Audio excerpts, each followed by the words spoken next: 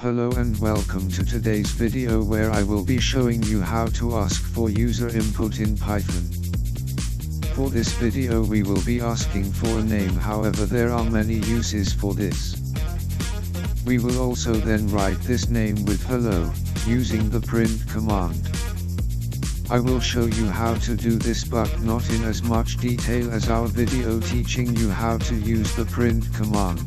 To check that out, click the card above or the link down in the description.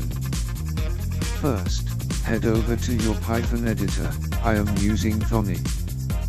If you do not already have a Python IDE, then you can check out our video showing how to download Thonny.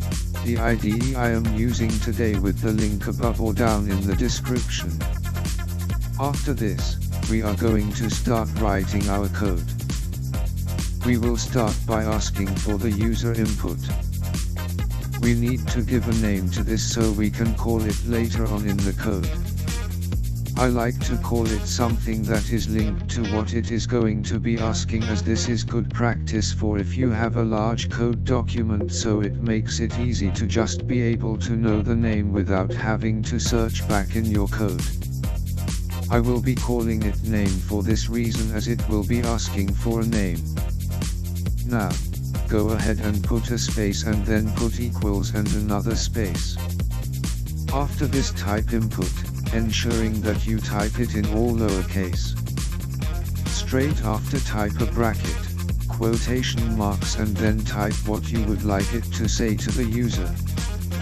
I am going to type what is your name, as that is what I would like to find out. Then we can put a space, then another quotation mark, and then close the brackets. You will see why we put that space in a little while. Now, type on a new line print. Ensure this is all in lowercase. Next, type a bracket, quotation marks, and then what you would like to be said to the user after they have entered their name. For example, type hello. After, put a space and then another set of quotation marks. After this, put another space, plus, and then another space. Finally, put whatever you called your input command. For me this is name. We can then finish this with another bracket. Now we can run our script. Click the run button and Python will ask us to save our document. When you click run, a saved window will appear. Type the file name and end it with .py, then click save. Once you have done this, the code will run. If you look at the shell at the bottom of your screen, it will now ask you what your name is, or whatever you put in the brackets after input. Now you can go ahead and type a name.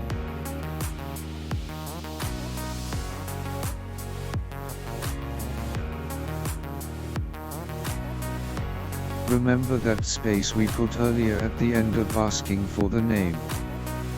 This is why. If we had not put that space, we would be typing our name straight after the statement in the shell. This would not affect the code but looks neater with this space. Now you have typed your name, press the enter key on your keyboard. Python will now go to the next part of our code. We can now see that it prints hello and the name we typed in. Here I will run the code again and just type our name without the apostrophe.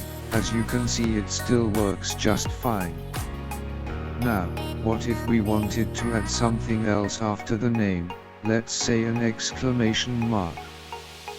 Just go back to your print statement and put another space after name, then type another plus symbol and then a quotation mark and something in it, such as for me our exclamation mark.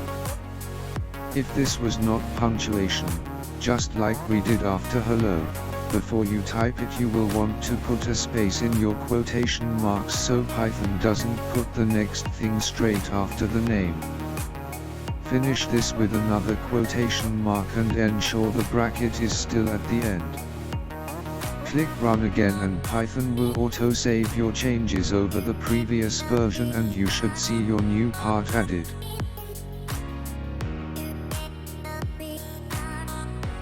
And that's everything for this video. I hope you enjoyed it and found it useful.